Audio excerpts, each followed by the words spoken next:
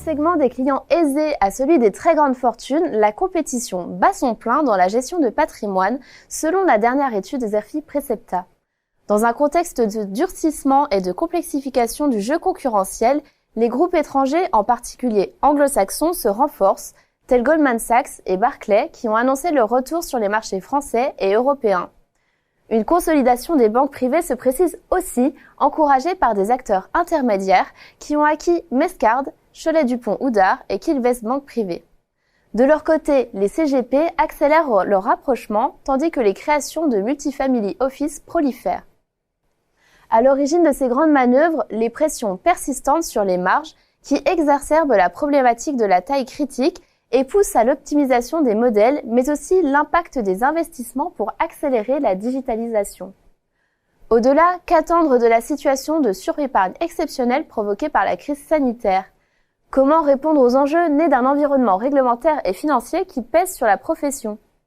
Et finalement, quel levier privilégier pour tirer tout le parti du potentiel du marché? Les experts de Xerfi se sont à ce titre penchés sur les 4 grands axes de développement ayant un effet structurant sur le marché à moyen terme. D'abord, l'enrichissement et l'adaptation des offres à l'environnement financier et aux évolutions sociétales. Des investissements qui se concrétisent par la montée en puissance de l'ISR comme chez Generali ou encore le déploiement vers les actifs alternatifs à l'instar de l'immobilier ou encore du private equity comme chez CNP Patrimoine. Deuxième axe, l'optimisation des dispositifs terrain et les capacités de sourcing client pour alimenter les flux d'affaires.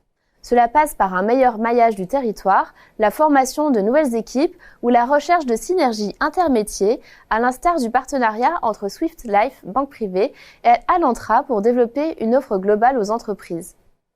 Troisième axe analysé dans l'étude, l'accélération sur le front de la digitalisation pour optimiser la structure des coûts et capitaliser sur les impacts de la crise sanitaire sur les usages des clients. Ces investissements dans le digital se matérialisent par des partenariats avec des startups, par la mise en place de plateformes d'outils, de services et de modes de communication digitalisés. Enfin, l'étude revient sur le calibrage et le recalibrage des dispositifs à l'international qui se traduisent par des cessions, des ouvertures de bureaux, des acquisitions opportunistes ou encore des partenariats.